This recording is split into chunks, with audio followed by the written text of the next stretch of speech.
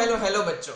Welcome to your favourite channel science की पाठशाला, जहां पे आज हम डिस्कस करने वाले हैं सोशल साइंस का chapter number 1, that is heritage of India, जो एक गुजरात बोर्ड का चैप्टर है। ये बड़ी अच्छी बात कही आप। जो हमारे पुराने स्टूडेंट्स हैं उनको आइडिया है कि हमने इस चैनल पे साइंस का कंप्लीट सिलेबस डिस्कस किया है।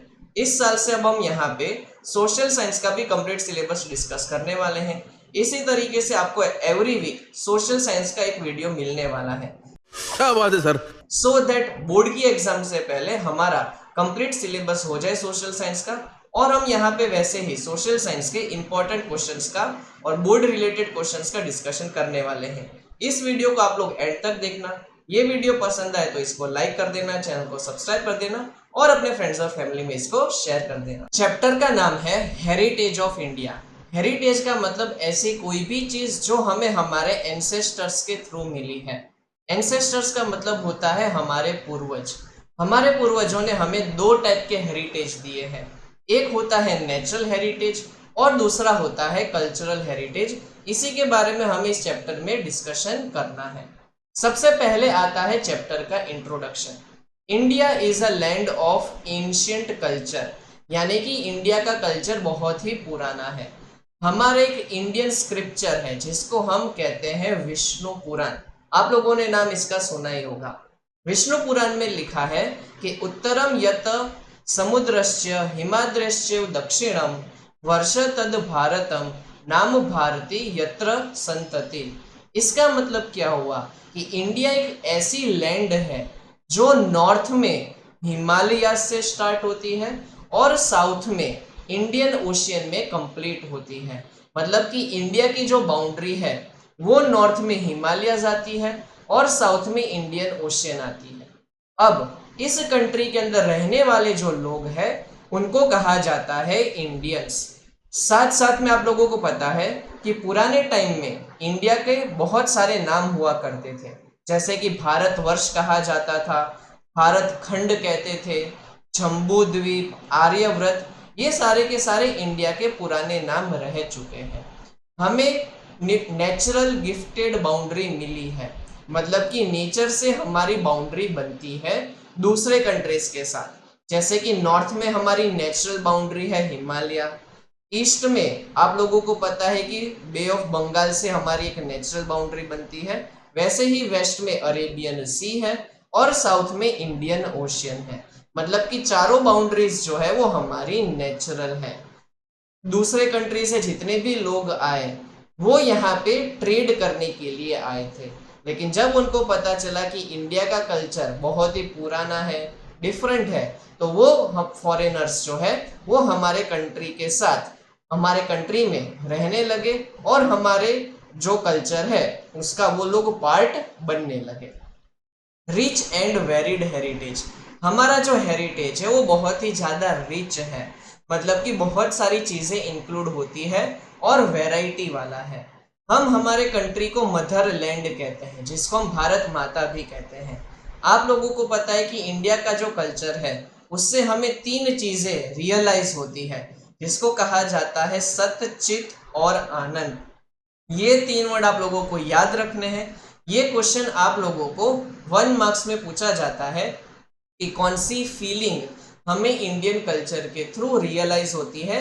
तो तीन फीलिंग रियलाइज होती है, सत्य, चित और आनंद। अब इंडिया का जो कल्चर है वो दूसरे कंट्री के लोगों ने यानी कि फॉरेनर्स ने भी एडॉप्ट कर लिया, वो लोग फॉलो करने लगे। और जब उन्होंने यहाँ पे बिजनेस करने के लिए आए थे तब वो लोग यहीं पे सेटल होने लगे और हमारे कल्चर को वो लोग फॉलो करते थे। हमें पता है कि हमारा कल्चर जो है वो पूरे कंट्रीज को, डिफरेंट कंट्रीज को यानी कि वर्ल्ड को नॉन वायलेंस एंड पीस का मैसेज पहुंचाता है। ये आप लोगों को याद रखना है। इंडिया में जो सिविलाइजेशन की शुरुआत है वो इंडस वैली सिविलाइजेशन से हुई थी। मतलब कि इंडस वैली नाम की जगह है। आजकल ये मतलब कि प्रेजेंट डे में इंडस वैली जो है वो पाकिस्तान में सिचुएटेड है। पहले तो ऐसा नहीं था, कोई बाउंड्री नहीं थी इंडिया और पाकिस्तान के बीच में, इसलिए पूरा का पूरा जो पार्ट है वो इंडिया ही कहा जाता था। और इंडिया में लोगों ने रहने की शुरुआत इंडस वैली से की थी। अब आप लोगों को पता है कि हमारी कंट्री जो है वो बहुत ही ज़्यादा रिच है, वेल्थी है विथ देयर इंटेलेक्चुअलिटी, मतलब कि हमारे कंट्री के जो सिटीजन्स है वो बहुत ही ज़्यादा इंटेलेक्चुअल है, यानी कि सोचने की क्षमता रखते हैं। उनके पास वेरियस एबिलिटीज़ है, टैलेंट है, स्किल है। ठीक है, हमें पता है कि हमारे कंट्री का जो कल्चर है उसको डेवलप करने में बहुत सारे लोगों ने कंट्रीब्यूट किया है, जैसे कि स्कॉलर्स हमारे कंट्री में पैदा हुए, thinkers, artists, artisans, sages, saints, scientists और हिस्टोरियंस, इन सब ने मिलके हमारे कल्चर को डेवलप किया। अब जानते हैं कि एक्चुअल में कल्चर का मतलब क्या होता है। कल्चर का अगर हम सिंपल वर्ड्स में मीनिंग लिखें तो होता है वे ऑफ लाइफ, मतलब कि हम किस तरीके से हमारी लाइफ जीते हैं। अब कल्चर का आगे का पार्ट भी आप लोगों को याद रखना है। It is made of changes that occur in public life, social rules and regulations of different societies. अब देखो, कल्चर की दूसरी डेफिनेशन भी गिवन है। Culture is a total of, culture मतलब कि कल्चर के अंदर क्या क्या चीजें आती है। हैबिट्स आते हैं, वैल्यूज आती है, customs, traditions, ideals, leading to the human to the highest level, मतलब कि ये सारी चीजों का एडिशन जो है उसको भी हम कल्चर कहते हैं। अब मैंने जैसे आप लोगों को बताया कि हमें दो टाइप के कल्चर पढ़ने हैं, एक होता है कल्चरल हेरिटेज ऑफ एक दो टाइप के हेरिटेज पढ़ने, जिसमें एक आता है कल्चरल हेरिटेज ऑफ इंडिया और दूसरा आता है नेचुरल हेरिटेज ऑफ इंडिया। आप लोगों ने स्कूल में प्लेज में ये सेंटेंस बोला ही होगा कि I love my country and I am proud of its rich and varied heritage, यानी कि हमारा कल्चर बहुत ही ज्यादा रिच है और साथ साथ में वैरायटी वाला है। वन बाय वन हम नेचुरल हेरिटेज और कल्चरल हेरिटेज को डिस्कस करेंगे। सबसे पहले डिस्कस करेंगे नेचुरल हेरिटेज ऑफ इंडिया। इसकी डेफिनेशन सबसे पहले आप लोगों को पता होनी चाहिए। एक ऐसा हेरिटेज जहाँ पे क्लोज रिलेशनशिप देखने को मिलती है between nature, environment and human life. एक ऐसा हेरिटेज जहाँ पे नेचर, एनवायरमेंट और ह्यूमन लाइफ तीनों एक दूसरे के साथ कनेक्टेड है, उस हेरिटेज को हम नेचुरल हेरिटेज कहते हैं। इसके अंदर सारी की सारी नेचुरल चीजें आती हैं, जैसे कि mountains, forest, deserts, rivers, streams, seas, trees, plants, creepers, flowers, leaves, insects, अलग अलग टाइप के लैंडस्केप्स, अलग अलग रेंज के minerals, vegetation, plants and animals, ये सारी की सारी चीजें नेचुरल हेरिटेज का पार्ट है। आप लोगों को पता है कि पुराने टाइम पे हम एक पर्टिकुलर स्टोरी बुक्स पढ़ा करते थे, आज भी ये स्टोरी बुक्स मिलती है, जैसे कि पंचतंत्र की कहानियां और जातक टेल्स, जिसको जातक कथाएं भी कहा जाता है। इन कहानियों में हमने ये देखा था कि जंगल के अंदर डिफरेंट एनिमल्स रहते हैं, जैसे कि एलिफेंट है, लायन है, टाइगर है, फिर साथ साथ में रैबिट होता है। वो सब लोग साथ में मिलते थे और एक दूसरे के साथ बातें करते थे। आप लोगों को पता है कि ऐसे कोई भी एनिमल्स बातें एक दूसरे के साथ नहीं करते, लेकिन उस पर्टिकुलर स्टोरी से ये दिखाया जाता था कि ह्यूमंस और एनिमल्स किस तरीके से एक साथ रहते थे और एक दूसरे को सपोर्ट करते थे। वो कहानियां होती थी पंचतंत्र की और जातक कथाएं, जिसको जातक टेल्स भी कहा जाता है। ये चीज आप लोगों को याद रखनी है कि जातक कथाएं जो है वो बुद्धिस्ट रिलीजन के साथ कनेक्टेड है, मतलब कि उनकी स्टोरीज वहां पे लिखी गई है। साथ साथ में हमें पता है कि हमारे जो क्लासिकल एंड फोक म्यूजिक है वो, और साथ साथ में बहुत सारे राग जो है वो प्रहर के ऊपर बेस्ड है। प्रहर का मतलब होता है पीरियड ऑफ डे, ये आप लोगों को याद रखना है। साथ साथ में आयुर्वेद, यूनानी एंड नेचर क्योर, ये ऐसी टाइप की चीजें हैं जो नेचर के ऊपर बेस्ड है। ये अलग अलग टाइप की ट्रीटमेंट्स होती हैं जो नेचर के ऊपर बेस्ड होती है। अब हम नेचुरल हेरिटेज में जो मेन पर्टिकुलर टॉपिक्स है उसको डिटेल में डिस्कस करने वाले हैं। उसमें सबसे पहला टॉपिक आता है लैंडस्केप्स। लैंडस्केप का मतलब माउंटेन्स भी आप कह सकते हैं। आपको पता है कि हिमालय एक बहुत ही बड़ा माउंटेन है, यानी कि लैंडस्केप है। वहाँ पे हमें डिफरेंट टाइप के वेजिटेशंस और मिनरल्स देखने को मिलते हैं। स्ट्रेंज बर्ड्स और एनिमल्स देखने को मिलते हैं। ऐसे एनिमल्स जो हमें यहाँ पे सिटी एरियाज में या तो फ्लैट जगहों पे नहीं मिलते, वैसे हमें माउंटेन्स पे देखने को मिलते हैं। साथ साथ में टेराई का फॉरेस्ट हमें वहाँ पे देखने को मिलता है।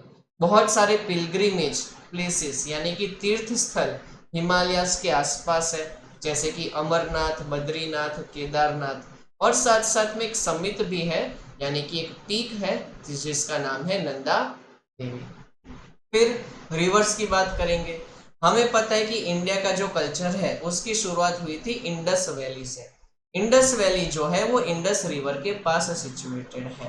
तो इंडस रिवर और रावी रिवर, यहाँ से इंडिया का कल्चर स्टार्ट होता है, ये आप लोगों को याद रखना है। हमारे कंट्री में रिवर्स का एक अलग ही इम्पोर्टेंस है, जैसे कि Ganga river, Yamuna river, Saraswati, Indus, Narmada, Godavari and Krishna. ऐसे रिवर्स है जिनकी हम पूजा भी करते हैं। रिवर से जो वाटर मिलता है उसका यूज हम ड्रिंकिंग पर्पस के लिए करते हैं, domestic use, irrigation, electricity and waterways, इन सब में भी काम में आता है। साथ साथ में वाटर के ऊपर बहुत सारी इंडस्ट्रीज डिपेंडेंट होती है, जैसे कि क्ले यूटेंसिल्स यानी कि मिट्टी के बर्तन जो है उसमें वाटर का ज़्यादा यूज किया जाता है। बिल्डिंग को प्लास्टर करने के लिए या तो बनाने के लिए भी वाटर का यूज आता है। नेक्स्ट आता है वेजिटेशन। वेजिटेशन में हम डिस्कस करने वाले हैं डिफरेंट प्लांट्स और ट्रीज को। हमें पता है कि हमारी लाइफ जो है वो डिपेंडेंट होती है ट्रीज के ऊपर फॉर फूड। अगर ट्रीज नहीं होंगे तो हमें फूड भी नहीं मिलेगा।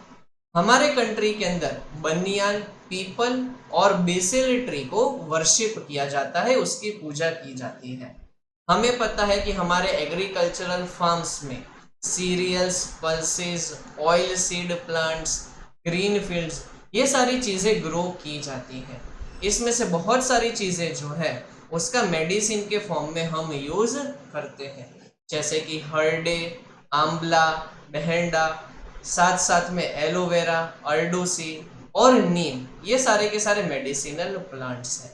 साथ साथ में हम फ्लावर्स जैसे कि रोज, लोटस, मोगरा, डमरू, sunflower, Champa, Jui and Jasmine, इन सब को यूज करते हैं। इन सब से हमें ब्यूटीफुल, फ्रेगनेंट्स और हेल्दी एंड प्रॉस्परस लाइफ जीने का मौका मिलता है। नेक्स्ट आता है वाइल्ड लाइफ। वाइल्ड लाइफ जो है वो हमारे कंट्री में डाइवर्स देखने को मिलती है। हमारे कंट्री में डिफरेंट एनिमल्स, टाइगर से लेके साथ साथ में पॉर्क्यूपाइन तक, ये सारे के सारे नाम आप लोगों को याद रखने हैं। और ऐसे बहुत सारे एनिमल्स हैं जो हमारे कंट्री में देखने को मिलते हैं। कुछ इंपॉर्टेंट पॉइंट्स आपको याद रखने हैं, जैसे कि एशियाटिक लायंस जो है वो सिर्फ और सिर्फ गिर फॉरेस्ट में देखने को मिलता है, गुजरात के। बाकी पूरे वर्ल्ड में कहीं पे भी एशियाटिक लायंस देखने को नहीं मिलते एक्सेप्ट गिर फॉरेस्ट।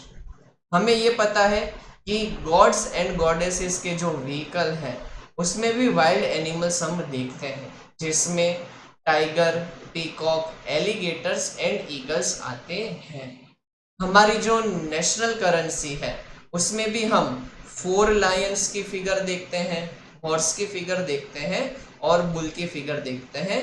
ये आपका मोस्ट टाइम पे क्वेश्चन है 1 मार्क का, जो आप लोगों को बोर्ड में पास्ट में पूछा गया है। नेक्स्ट आता है कल्चरल हेरिटेज। कल्चरल हेरिटेज का मतलब होता है ऐसा हेरिटेज जो ह्यूमंस ने बनाया है, जिसको मैन मेड हेरिटेज कहते हैं, जहाँ पे इंसान ने अपना टैक्ट, अपना विजडम, अपना आर्ट और अपना स्किल का यूज किया। मतलब कि अपना स्किल और अपना माइंड यूज करके उसने वो पर्टिकुलर हेरिटेज बनाया। कौन कौन से लोग इंडिया में आए थे? तो आर्यंस, श्रात्रप, Kushan, Huns, Persians, Turks, Arabs, Mughals, Britishers, French और अलग अलग कास्ट के लोग और ट्राइब्स के लोग इंडिया में आके सेटल हुए। The people of India from prehistoric period have contributed to the people of the world. India के लोगों ने प्री हिस्टोरिक पीरियड से पूरे वर्ल्ड के लोगों को कंट्रीब्यूट करना स्टार्ट किया है। हमारा जो आर्किटेक्चर एंड स्कल्पचर का आर्ट है वो 5000 साल पुराना है, ये आप लोगों को याद रखना है। इसका एविडेंस हमें मिलता है इंडस वैली सिविलाइजेशन से। जब भी इंडस वैली सिविलाइजेशन में कोई भी टाइप का एक्सकावेशन होता है तो वहां से हमें पुराना आर्किटेक्चर और स्कल्पचर मिलता है। तो हमें पता है कि इंडस वैली सिविलाइजेशन 5000 साल से पुरानी सभ्यता है, वो हमें उसके रिमेन्स के थ्रू पता चलती है। साथ साथ में हमने ये देखा कि रिमेन्स में क्या क्या चीजें मिली। तो गॉड्स एंड गॉडेसेस के फिगर्स मिले, ह्यूमंस के figures, animals, toys, sculpture of a bearded man, statue of a dancer. One feels self esteem and pride in our culture. मतलब कि ये सारी चीजें देखकर हमें हमारे कल्चर के ऊपर एक प्राइड यानी कि एक तरीके से आत्मविश्वास हमारा बढ़ता है। साथ साथ में हमने देखा कि फिगर हमें मिली बुलक की, लायन की और inverted lotus of Mauryan era, the statue of Gautam Buddha in a meditative form और कलखंड statue of Jain Tirthankars and the caves of Ellora of Rashtrakuta dynasty. ये सारी चीजें हमें एक्सकावेशन के टाइम पे वहां से मिली। अब हमारे कल्चरल हेरिटेज में बहुत सारे प्लेसेस आते हैं, पैलेसेस आते हैं, बिल्डिंग्स आती है, sculptures, stupas, viharas, chaityas, temples, mosque, tombs, forts and gates, ये सारी चीजें इंक्लूडेड रहती हैं। हमने हमारी जो फ्रीडम मूवमेंट की स्टार्ट की थी वो साबरमती आश्रम से की थी। साथ साथ में दांडी, बारडोली, वर्धा, शांति निकेतन और दिल्ली, ये सब कुछ हमारे कल्चरल हेरिटेज का पार्ट रहा है। साथ साथ में इंडिया में बहुत सारी डिस्कवरीज हुई, लैंग्वेजेस की हुई, स्क्रिप्ट्स, जीरो के discovery, mathematics, calendar, astronomy, iron, literature, religion, युद्ध शास्त्र, chariot, political science, zoology, botany, वास्तुशास्त्र, religion, public republic, judiciary, legislation, environment protection, ये सारी चीजें इंपॉर्टेंट डिस्कवरीज का पार्ट है। अब हम गुजरात में कौन सा हेरिटेज देखते हैं वो डिस्कस करने वाले हैं, जिसमें कुछ इंपॉर्टेंट प्लेसेस आती है जो आप लोगों को एज इट इज याद रखने हैं। जैसे कि लोथल जो धौलका तालुका में आता है, ये जो प्लेसेस है वो कहाँ पे सिचुएटेड है ये आपको पूछा जाता है इन मैच द फॉलोइंग, इसलिए खास करके याद रखना है। फिर रंगपुर, धौलावीरा, रोजाड़ी और श्रीनाथगढ़, ये सारी चीजें आप लोगों को याद रखनी है, डिफरेंट लोकेशन याद रखनी है।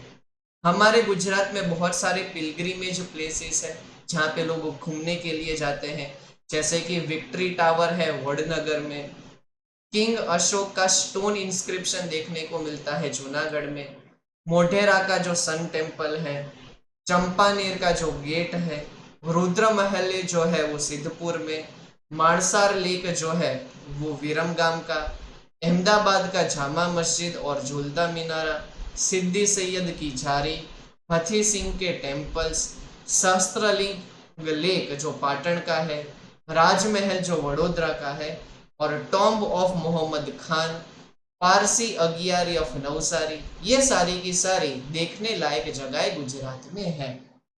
गुजरात में इसके अलावा रिलीजियस प्लेसेस देखने को मिलते हैं, टेम्पल्स देखने को मिलते हैं, जैसे कि द्वारकाधीश टेम्पल द्वारका का, शारदा पीठ जो देखने को मिलता है जगत गुरु शंकराचार्य का, सोमनाथ मंदिर जो 12 ज्योतिर्लिंगों में से एक है, नॉर्थ गुजरात में अंबाजी देखने को मिलता है, पाटन में बहुचराजी देखने को मिलता है, रणछोड़रायजी टेम्पल डाकोर में देखने को मिलता है और शामड़ाजी टेम्पल जो अरावली में देखने को मिलता है।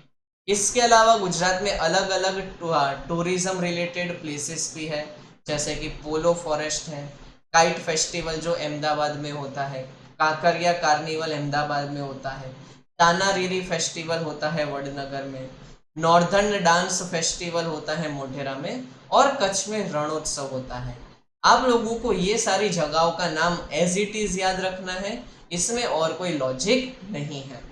साथ साथ में बुद्धिस्ट और जैन लोगों की भी टूरिस्ट प्लेसेस देखने को मिलती है, जैसे कि वडनगर में केव्स है, तारंगा, खंभाड़िया, शामड़ाजी, कोटेश्वर, तड़ाजा, ढांग एंड झागड़िया। इन सब जगहों पे केव्स है, यानी कि जो है Buddhist Monks and Jain Monks वहां पे रहते थे। इंडिया के लोगों ने प्री हिस्टोरिक पीरियड से वर्ल्ड के लोगों को कंट्रीब्यूट किया है। जैसे कि हमारा जो आर्किटेक्चर और स्कल्पचर है वो 5000 साल पुराना है। मतलब कि आर्किटेक्चर और स्कल्पचर पूरे वर्ल्ड ने इंडिया के लोगों से सीखा है। इसका एविडेंस हमें मिलता है इंडस वैली सिविलाइजेशन में। जब इंडस वैली सिविलाइजेशन में एक्सकावेशन किया गया तो वहां पे हमें बहुत सारे रिमेन्स देखने को मिले, यानी कि टूटी हुई मूर्तियां देखने को मिली, जिसमें थी गॉड्स एंड गॉडेसेस की, ह्यूमंस की, एनिमल्स, टॉयज। साथ साथ में स्कल्पचर देखने को मिला, बियर्डेड मैन का, डांसर का स्टैच्यू देखने को मिला। इन सब चीजों को देख के हमें हमारे कल्चर के ऊपर एक प्राइड फील होता है। इसके अलावा हमने बुलक की फिगर, लायन की फिगर, इन्वर्टेड लोटस की फिगर जो मौर्यन एरा से बिलोंग करती है, भगवान बुद्ध जिसको गौतम बुद्ध कहा जाता है उनकी भी स्टैच्यू देखने को मिली, कलखंड में स्टैच्यूज देखने को मिली जैन तीर्थंकर्स की। फिर साथ साथ में एलोरा के उसकी में राष्ट्रकूट डायनेस्टी के बिलोंगिंग फिगर्स देखने को मिली। हमारे कल्चरल हेरिटेज में पैलेसेस आते हैं, buildings, sculptures, stupas, viharas, chaityas, temples, mosque, tombs, forts and gates आते हैं। हमारी जो फ्रीडम मूवमेंट की शुरुआत है वो भी शुरू हुई थी फ्रॉम हिस्टोरिकल प्लेसेस, जैसे कि साबरमती आश्रम की एक अलग हिस्ट्री है जहाँ पे गांधी जी रहते थे। वो दांडी गए थे, बारडोली गए थे, वर्धा, शांति निकेतन, दिल्ली, ये सब हमारे हिस्टोरिकल प्लेसेस हैं जो फ्रीडम मूवमेंट के टाइम पे काम आए थे। साथ साथ में इंडिया में बहुत सारी इंपॉर्टेंट डिस्कवरीज हुई थी, जिसमें से कुछ यहाँ पे मेंशन की गई है। लैंग्वेजेस, स्क्रिप्ट, जीरो की discovery, mathematics, astronomy, religion, political science, वास्तुशास्त्र, लेजिस्लेशन, एनवायरमेंट प्रोटेक्शन, ये सब कुछ इंडिया में डिस्कवर हुआ था। अब हम कल्चरल हेरिटेज ऑफ गुजरात देखने वाले हैं। यहाँ पे हम डिस्कस करेंगे कि कौन कौन से इम्पोर्टेंट प्लेसेस है गुजरात में जहाँ पे लोग घूमने के लिए जाते हैं और उनका एक अलग ही आर्कियोलॉजिकल इम्पोर्टेंस होता है। ये सारी जगहों को आप लोगों को एज इट इज याद रखना पड़ेगा, इसमें कोई लॉजिक नहीं है। जैसे कि आर्कियोलॉजिकल इम्पोर्टेंस वाली कुछ जगह है जिसमें लोथल आता है, रंगपुर आता है, धौलावीरा, रोजादी और श्रीनाथगढ़ जो राजकोट में है। कुछ ऐसे पिलग्रिमेज प्लेसेस हैं, मतलब कि जहाँ पे लोग तीर्थ यात्रा करने के लिए जाते हैं या घूमने के लिए जाते हैं, जिसमें वडनगर आता है, स्टोन इंस्क्रिप्शन किंग अशोक का जो जूनागढ़ में है, मोढेरा का सन टेम्पल है, चांपानेर का गेट है, रुद्र महल्यस जो सिद्धपुर का है, मारसर लेक जो विरमगाम का है, अहमदाबाद की जामा मस्जिद, झूलता मीनारा, सिद्धि सैयदनी जाड़ी, हथी सिंह के टेम्पल्स, सहस्त्रलिंग लेक जो पाटण का है, वडोदरा का जो राजमहल है, तोम्ब है मोहम्मद खान की, पारसी अगियारी जो नवसारी में है, ये सारे वर्थ सीइंग प्लेसेस है, यानी कि देखने लायक जगहें हैं। फिर रिलीजियस प्लेसेस भी है हमारे गुजरात के अंदर, जिसमें द्वारकाधीश का टेम्पल है, शारदा पीठ जो जगत गुरु शंकराचार्य की है, सोमनाथ टेम्पल जो 12 ज्योतिर्लिंगों में से एक है, अंबाजी जो नॉर्थ गुजरात में आता है, बहुचराजी जो पाटण में आता है, रणछोड़राय जी टेम्पल जो डाकोर में आता है और शामड़ाजी टेम्पल जो अरावली में आता है। इसके अलावा टूरिज्म रिलेटेड प्लेसेस भी गुजरात में है, जैसे कि पोलो फॉरेस्ट, जो विजयनगर साबरकांठा डिस्ट्रिक्ट में आता है। काइट फेस्टिवल अहमदाबाद में होता है। कांकरिया कार्निवल अहमदाबाद में। तानारीरी फेस्टिवल वडनगर में। नॉर्दर्न डांस फेस्टिवल मोटेरा में। ये सारी जगहें आप लोगों को याद रखनी है। ये आप लोगों के लिए मैच द फॉलोइंग के one of the most important questions में से एक है। और हाँ, कच्छ का रणोत्सव भी भूलना नहीं है। अब कुछ ऐसे प्लेसेस जो जैन और बुद्धिस्ट लोगों के टूरिस्ट प्लेसेस है, जिसमें बहुत सारी केव्स आती है गुजरात की, जो वडनगर, तारंगा, खंभाड़िया, शामળાજી, कोटेश्वर, तड़ाजा, धांग और झगाड़िया में सिचुएटेड है। गुजरात में बहुत सारे मेले का आयोजन होता है। मेले लोगों को पसंद होते हैं, लोग मेले में घूमने के लिए जाते हैं। इसकी लिस्ट पूरी हमें यहाँ पे गिवन है। कौन सा मेला कहाँ पे ऑर्गेनाइज होता है और कौन से टाइम पे होता है, वो आप लोगों को याद रखना है। सब कुछ याद करने की जरूरत नहीं है, इसमें से कुछ आप लोगों को याद रखने हैं। जैसे कि भवनाथ का मेला गिरनार में होता है, कब होता है तो ये टाइम याद रखना है। कर्णेतर का आप लोगों को याद रखना है। साथ साथ में आप लोगों को इसके अलावा ये वाला कार्तिक पूर्णिमा जो सोमनाथ गिर में होता है, ये मेले के बारे में खास करके याद रखना है। फिर बाकी देखोगे तो जो मेले का नाम है वही जगह का नाम है, तो वो तो आप लोगों को इजीली याद रह जाएगा। अब इंडिया जो है उसके बारे में डिस्कस करने वाले हैं। सबसे पहले इंडिया में लोग कहाँ से आए, जिनको हम कहते हैं प्रिमिटिव मैन। इंडिया में जो है लोगों ने बसना स्टार्ट किया। बहुत सारी ट्राइब्स जो है वो फॉरेन कंट्रीज से यहाँ पे आई। ऐसा कहा जाता है कि जो द्रविडियंस है वो सबसे मोस्ट एंशिएंट पीपल है इंडिया के। द्रविडियंस ने सबसे पहले इंडिया में रहने की शुरुआत की। उसके बाद 6 से ज्यादा ट्राइब्स इंडिया में आती है और सेटल होती है। कौन कौन सी ट्राइब्स आती है वो उसके बारे में डिस्कस करने वाले हैं। सबसे पहले नेग्रोइट ट्राइब है, जिसको हबसी पीपल भी कहा जाता है, जिनका नाम नेग्रेट या तो निग्रोज भी है। ये लोग आते हैं अफ्रीका से वाया बलूचिस्तान। अफ्रीका से बलूचिस्तान और बलूचिस्तान से इंडिया आते हैं। इनके फिजिकल फीचर्स आप लोगों को याद रखने हैं। इनका जो स्किन टोन है वो ब्लैक रहता है। इनकी हाइट 4 फीट से 5 फीट रहती है और उनके कर्ली हेयर्स होते हैं। फिर ऑस्ट्रेलॉइड पीपल इंडिया में आते हैं, जिनको निषाद पीपल भी कहा जाता है। कहाँ से आते हैं ये आप लोगों को 1 मार्क में पूछा जाता है। साउथ ईस्ट एशिया से वो लोग आते हैं। उनके फिजिकल फीचर्स भी याद रखने हैं, जैसे कि ब्लैक स्किन होती है, ब्रॉड फॉरहेड होता है, फ्लैट नोज होती है और हाइट उनकी शॉर्ट होती है। जो आर्यंस है उन्होंने इनको निषाद पीपल कहना स्टार्ट किया। ये जो ऑस्ट्रेलॉइड और निषाद पीपल हैं वो भी आज हमें कहीं इंडिया में देखने को मिलते हैं, जैसे कि कोल, मुंडा, खासी, आसाम की जो ट्राइब्स है, निकोबार की ट्राइब्स है और म्यांमार की जो ट्राइब्स है, वहाँ पे अभी भी ऑस्ट्रेलॉइड पीपल्स जैसे उनके सिमिलर जैसे लोग देखने को मिलते हैं। ये ऐसे पीपल हैं जिन्होंने क्ले के यूटेंसिल्स यूज करना स्टार्ट किया और कॉटन के क्लोथ वो लोग पहनते थे। वो लोग बहुत ज्यादा रिलीजियस भी होते। नेक्स्ट हम बात करने वाले हैं द्रविडियंस की, जो सबसे पुराने इंडियंस हैं, मतलब कि सबसे पुराने इंडिया में रहने वाले लोग हैं। उनके जो डायरेक्ट डिसेंडेंट्स थे वो स्टोन एज सिविलाइजेशन के थे और द्रविडियंस ने मोहनजोदड़ो कल्चर स्टार्ट किया था। ये जो ट्राइब है वो पहले नॉर्थ इंडिया में रहती थी, बाद में वो साउथर्न इंडिया में शिफ्ट हो गई और बाद में उनको द्रविडियंस कहा गया। उन्होंने सबसे पहले कॉन्सेप्ट दिया था गॉडेस को हमें मदर कहना है और गॉड को हमें फादर कहना है। ये कॉन्सेप्ट उन्होंने दिया था। उन्होंने पार्वती जी को मदर एंड शिव जी को फादर कहना स्टार्ट किया था। वो नेचर लवर्स भी थे। द्रविडियंस ने वर्शिपिंग के टाइम पे धूप यानी कि इंसेंस स्टिक, दीप और आरती का इंपॉर्टेंस समझाया। वो लोग नेचर को भी वर्शिप करते थे और एनिमल को भी वर्शिप करते थे।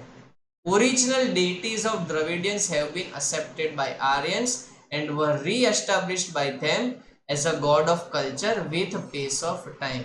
जो द्रविडियंस ने डेइटीज बनाए थे, डेइटीज यानी कि मूर्तियां जो है, वो जो द्रविडियंस ने बनाई थी, बाद में आर्यंस ने उन मूर्तियों को एक्सेप्ट किया और री एस्टैब्लिश किया। द्रविडियंस के टाइम पे इंटरकास्ट मैरिजेस हुआ करती थी। द्रविडियंस के टाइम पे मैट्रियार्कल सिस्टम ऑफ फैमिली चलती थी। साथ साथ में उन लोगों को बोट बनाना आता था, राफ्ट पर बनाना आता था, वीविंग, स्पिनिंग, डाइंग, ये सारी की सारी आर्ट और क्राफ्ट की चीजें वो लोग पसंद करते थे। आर्यंस के डोमिनेंस की वजह से वो साउथर्न पार्ट ऑफ इंडिया में सेटल हो गए। अब ये जो द्रविडियन फैमिलीज है वो तमिल, तेलुगु, कन्नड़, मलयालम लैंग्वेजेस बोलती है। इन शॉर्ट कह सकते हो कि जो भी साउथर्न इंडिया के लोग हैं उनको हम द्रविडियंस कह सकते हैं, बिकॉज उनके जो पूर्वज हैं वो पहले नॉर्थ इंडिया में रहते थे, बाद में साउथ इंडिया में शिफ्ट हो गए और वो लोग आए थे यहाँ पे स्टोन एज के टाइम पे, उन्होंने इंडिया में रहने की शुरुआत की थी। अब कुछ दूसरी ट्राइब्स है जिनके बारे में हम डिस्कस करने वाले हैं, जैसे कि मोंगोलॉइड्स, अल्पाइंस, दिनारिक्स एंड आर्मेनॉइड्स। सबसे पहले अगर हम मोंगोलॉइड की बात करें तो वो नॉर्थ चाइना से तिब्बत होके आए थे, जो हमें आज के टाइम पे नॉर्थ आसाम, सिक्किम, भूटान और वेस्ट बंगाल में देखने को मिलते हैं। वो इंडियनाइज्ड हो जाते हैं। अगर हम उनके फिजिकल फीचर्स की बात करें तो येलो कॉम्प्लेक्शन, मतलब कि उनका स्किन टोन थोड़ा सा येलोइश होता है, फ्लैट फेस होते हैं, चब्बी चिक्स होते हैं और आलमंड शेप जैसी आईज होती है। ये आप लोगों को 1 मार्क में कई बार पूछा जाता है कि आलमंड शेप आईज कौन से ट्राइब की देखने को मिलती है। इनको किरात पीपल भी कहा जाता है। साथ साथ में अल्पाइन, दिनारिक्स एंड आर्मेनॉइड्स भी हमारे कंट्री में आए। कहाँ से आए?